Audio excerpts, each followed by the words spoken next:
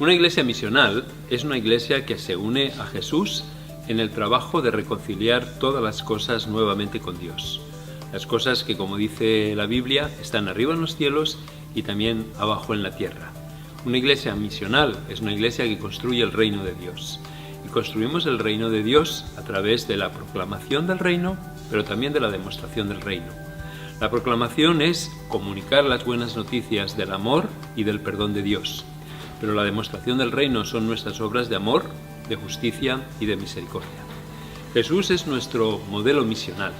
En su encarnación nosotros tenemos el modelo de cómo llevar a cabo la misión. Y Él nos lo enseña con 4 prácticos pasos. Primero, presencia, estando donde la gente está. Proximidad, identificándonos con sus necesidades. Pasión, haciendo nuestras sus cargas, sus dolores, las situaciones difíciles que viven. Y proclamación, hablándoles del Dios que ama, perdona y restaura. Estamos hablando acerca del tema de la iglesia misional, que era el artículo que había escrito Félix. Félix, si quieres, puedes hacernos una pequeña introducción acerca de qué es lo que hablas acerca de la iglesia misional. Encantado. Básicamente lo que desarrollo es la idea de que cuando miramos alrededor, el mundo en el que nos ha tocado vivir no tiene nada que ver con lo que dice la Biblia de que todo lo que creó Dios es bueno. En mi artículo lo que desarrollo es la necesidad que tiene la Iglesia de ayudar a construir el reino de Dios. Y básicamente que lo construimos de 2 maneras, a través de la proclamación del reino y también de la demostración del reino. La proclamación sería la verbalización del mensaje del Evangelio y la demostración serían las obras de amor, justicia y misericordia. De esto va el artículo. Hablas de que las cosas no están como deberían estar. ¿Por qué está el mundo como está? ¿Cuáles son esas dimensiones en las que vemos que algo está roto? ¿Alguno quiere explicar este aspecto? Bueno, una parte del artículo que la verdad que me encantó, que escribe Félix, es cuando él dice que solamente el pecado no solamente afecta al hombre, sino que tiene una dimensión hasta cósmica, ¿no? Y realmente ver la gravedad del pecado, no solamente en la vida del hombre, sino en la propia naturaleza, nos hace reflexionar en cuanto a la necesidad que tenemos que Cristo gobierne nuestras vidas y que ese gobierno se manifiesta a través de la iglesia. La iglesia es ese canal de restauración, ¿no? Y la verdad es que al leer el artículo de Félix me impactó esa amplitud de la gravedad, pero a la vez también esa amplitud del recurso que el Señor ha puesto en las manos de la iglesia, ¿no? Bueno, el pecado en su esencia es un rechazo de Dios, y yo creo que vivimos en un contexto actual en Europa, sobre todo de un rechazo ya llevado a lo institucional, ¿no? Un secularismo absoluto en lo que es la forma de acercar a la vida, y sobre todo de presentar el ser humano y el progreso social y político como una especie de esperanza y respuesta a todos los males de la humanidad. Con que todos seamos demócratas, con que todos seamos tolerantes, el mundo llegará a ser mucho mejor. Y ese evangelio alternativo se ve en los medios todos los días, mientras que tenemos un evangelio que auténticamente ha dado esperanza a los europeos desde el primer siglo. Y para mí, ese mismo mensaje de amor de Cristo hacia el hombre es algo que tenemos que tener la confianza de predicar igualmente como estos primeros cristianos. Yo sabéis lo que pienso, que realmente, y yo sé que es polémico, y a veces cuando lo comento hay gente que se escandaliza, pero este mundo es un proyecto fracasado. Este no es el mundo que Dios tuvo en mente, y nosotros como humanidad somos un proyecto fracasado. Dios tiene que intervenir en la historia, sí, con un plan alternativo, una nueva humanidad y el reino. Y lo que me parece bestial e increíble es que Dios nos invite a nosotros a unirnos a Él en este proyecto de una nueva humanidad y una nueva creación. El reino de Dios y el hombre nuevo, del cual Cristo es el primero, el prototipo, el modelo, el ejemplo. A mí me parece fenomenal. Y de esto es la Iglesia misional. Sí. Y, perdona, no solamente no solo nos invita, sino que a la vez también nos invita a ser parte de ello. Eso, ¿no? Que nos unamos a Él. Nos sumamos a Él, pero también nosotros ser parte de que otros también formen parte de ese reino, ¿no? Sí. Hablando de que, bueno, es Dios el que toma la iniciativa frente a este mundo roto y Él la respuesta, pero no es una respuesta con palabras nada más, sino que Él se encarnó en Jesús y Jesús, siempre esta famosa canción de Jesús, Cristo es la respuesta, ¿no? ¿Cuál es esa manera de encarnarse que tuvo Jesús y qué aprendemos de este modelo, de esta respuesta de Dios al mundo encarnándose? Bueno, en el artículo de la revista yo veo que Jesús podemos identificar 4 pasos de su encarnación. El primer paso es la presencia. Jesús se hace presente, viene a nuestra realidad, baja a nuestra realidad. Pero el segundo paso es que no se queda ahí. Jesús también es próximo a nuestra realidad, se identifica con nuestra realidad a nivel emocional, a nivel social, a nivel cultural. El tercer paso es que Jesús no solamente se identifica, sino que tiene pasión en el sentido en que hace suya nuestra necesidad. Y el cuarto gran paso que yo veo en Jesús es la proclamación. Así que veo que la presencia física, la proximidad emocional, la pasión de identificar y hacer suya nuestra realidad y nuestro dolor, y por último la proclamación. Creo que esto ejemplifica cómo Jesús llevó a cabo su encarnación y es un modelo para nosotros como iglesia, me da impresión. A mí me ha gustado mucho eso, porque sobre todo porque la forma que lo expresas no es en orden necesariamente sucesivo, ¿no?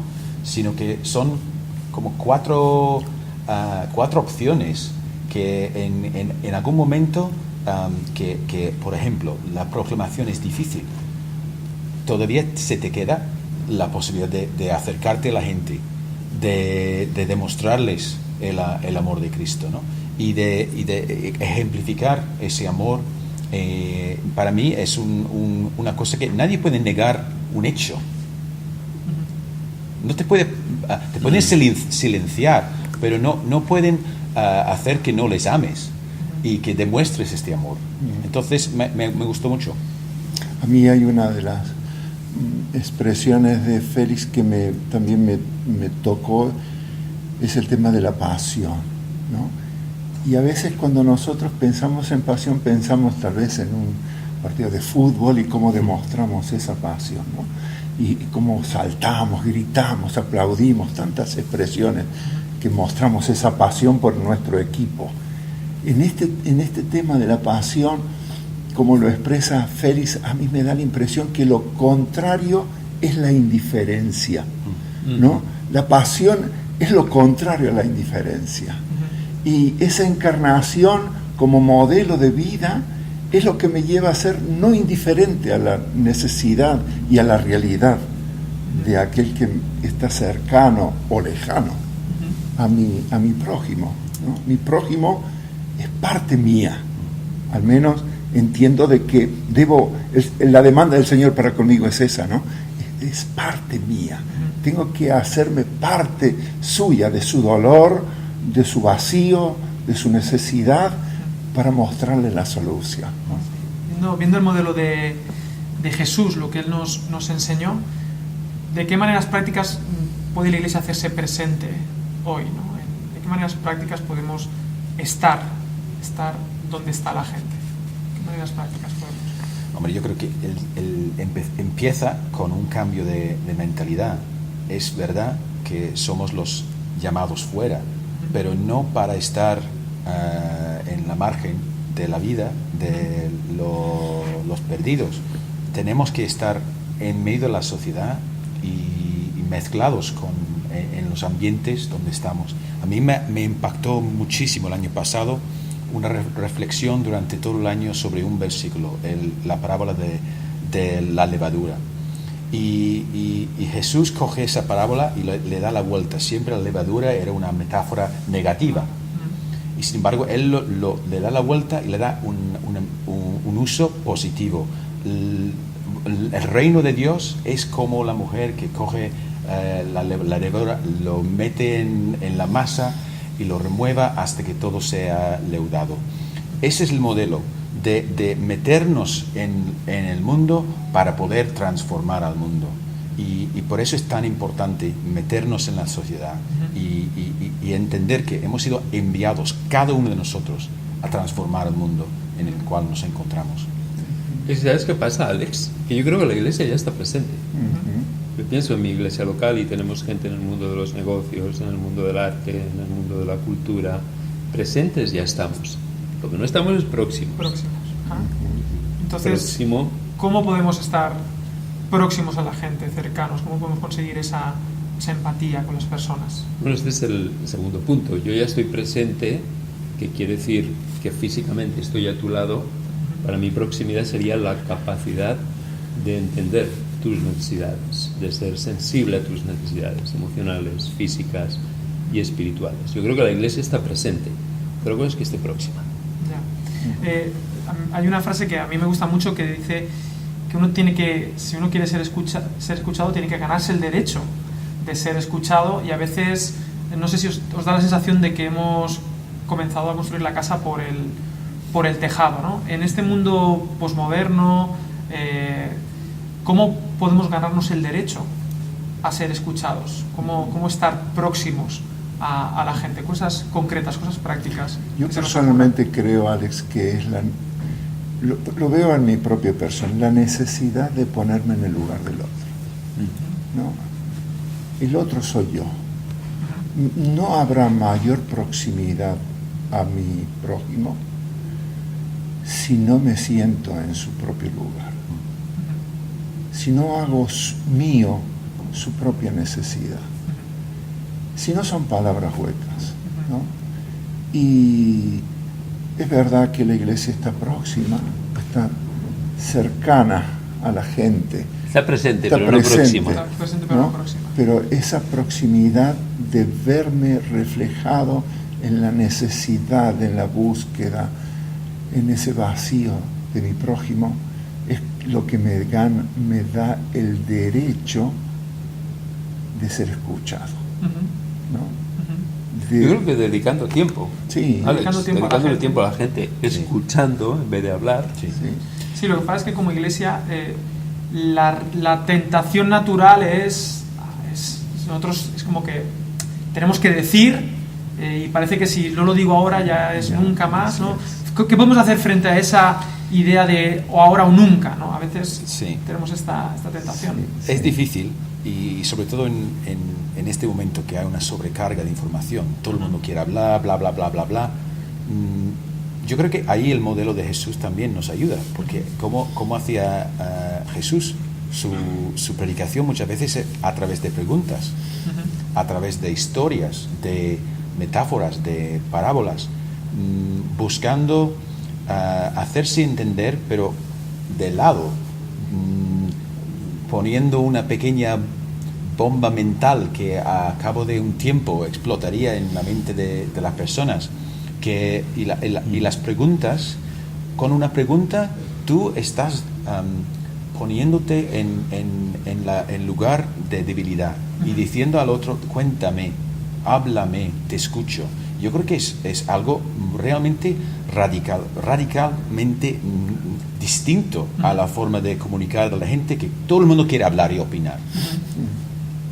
Creo que preguntando, creo que sería una cosa práctica. Estar próximos. Eso, de demostrar que estamos próximos. Y dedicar tiempo. Y también tener un radar sensible a la necesidad del otro. A mí me gusta, cuando voy a un entorno con personas no cristianas, mi oración siempre es la misma. Señor, tú ya estás trabajando aquí. Dame la capacidad de unirme a lo que tú estás haciendo. Ayúdame a ver la gente con los ojos que tú la ves. No tanto como víctimas a las que evangelizar, sino personas a las que ministrar. Creo que son pequeños detalles que ayudan. Siguiendo con el tema de la proximidad, pienso que quizá hay barreras que nosotros como iglesia tenemos que nos impiden estar próximos a la gente, y a veces nuestras palabras caen en saco roto. ¿Qué barreras creéis que tenemos como iglesia para mantenernos próximos a las personas? Félix. Bueno, en mi iglesia yo siempre predico que somos una cuadrilla de miserables. Y lo que quiero decir con esto es que nuestra miseria, creo que lejos de ocultarla, es uno de los terrenos comunes donde nos podemos encontrar con la gente. Yo simplemente soy un miserable que por la gracia de Dios estoy en proceso de recuperación. No me acerco desde la superioridad moral, ni desde el que tiene mayor calibre espiritual, sino desde la miseria a la miseria. Y es un terreno donde puedo entenderte porque yo soy como tú, salvo que estoy en proceso de recuperación. Creo que nuestra vulnerabilidad es un gran arma para poder entrar en contacto con la gente no creyente, y nuestra autojusticia y nuestro legalismo nos aparta de la persona. Sí, es lo que a veces señalan a la iglesia, ¿no? Estos aires de grandeza que a veces se tienen. Bueno, yo creo que es la única manera de empatizar realmente con la gente. Desde la supuesta perfección es imposible, solo desde mi propio dolor, ¿no? Yo diría la pasión. A veces una palabra como pasión la asociamos con emoción, que es efímera, y la pasión auténtica de Cristo se demuestra por fidelidad, no solamente estar al lado, sino permanecer al lado y estar en lugar de dolor, estar demostrando que amas por encima de tu propia comodidad, por encima de tu calendario que dice que, mira, amaré a durante un año, pero si no responde después, le dejo, ¿no? Entonces, la pasión no es una emoción, es una decisión y una cuestión de fidelidad, de decir, yo amo y amaré a esta persona siempre, ¿no? Y esto creo que es muy, muy fuerte y de verdad que muy comprometedor. Sí. Si me permites, me hace pensar en Isaías 53, cuando dice que Él cargó con nuestras dolencias y con nuestras enfermedades. Y siguiendo con lo que Miguel decía antes, la capacidad de hacer mío el dolor y el sufrimiento de la gente. De la misma manera que Jesús llevó nuestras cargas, creo que nosotros estamos llamados a llevar el dolor y el sufrimiento de una generación rota para restaurarlos. Para mí esto es la pasión, ¿no? La capacidad de sufrir contigo, de empatizar contigo, de hacer mía tu necesidad. Me gustaría que pudiésemos terminar hablando de la proclamación como iglesia misional, teniendo todos estos conceptos fundamentales en cuenta. ¿Cómo entonces proclamar? ¿Tenemos que montar el escenario y las luces, o tiene que cambiar nuestra manera de proclamar también? ¿Cuál es la manera que creéis que como iglesia misional debemos acercarnos y proclamar? Yo creo que una palabra y un concepto que se ha repetido varias veces es el tema de la encarnación.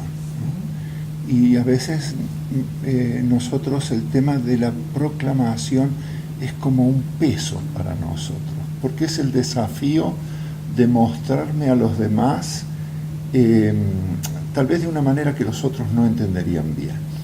Por eso es que ahí aplico el tema de la encarnación. Cuando el mensaje del Evangelio está encarnado en mi propia vida, la proclamación es lo más natural, espontáneo, vivo que puede recibir la persona. Félix lo dice, no puede haber proclamación si primero no hay presencia, no hay proximidad, ¿cierto? No hay pasión, ¿no? Por lo tanto, la proclamación es ese acto natural. Sí, si no, no es creíble, ¿no? No es creíble. ¿Qué maneras? Hombre, siempre hace falta una cierta contextualización del Evangelio. No podemos descontextualizar el Evangelio. Pero habiendo dicho eso, el Evangelio es lo que es un mensaje sencillo y un mensaje que desafía y que pone el dedo en la llaga del pecado del corazón. Entonces, no podemos perder de vista lo que es la esencia del Evangelio, el llamado al hombre a arrepentirse, a dar la vuelta a su vida, a presentar una respuesta alternativa a lo que he dicho antes Félix, de estas respuestas humanas para la felicidad. Nosotros tenemos un mensaje que predicar, lo tenemos que predicar con contundencia y con confianza. Yo diría que la proclamación, yo la resumiría: yo soy una persona rota y he encontrado en Jesús a alguien que me restaura integralmente. Me restaura mi relación con Dios, me restaura internamente, restaura mis relaciones y restaura mi relación con la creación de Dios. Yo diría que es un mensaje de esperanza para una generación rota. Bueno, muchas gracias. Que el Señor nos ayude a ser esa iglesia misional. Gracias. Amén. Me gustaría preguntarte, ¿cuáles son los peligros de la proclamación del Evangelio sin la demostración del Evangelio? Y también, ¿cuáles son los peligros de demostrar el Evangelio pero no proclamarlo? ¿Cómo podemos tener un equilibrio entre la demostración del reino y la proclamación del reino? En el libro de los Hechos, en el capítulo 10, versículo 38, Pedro dice que Jesús anduvo haciendo el bien a todos y que Dios estaba con él.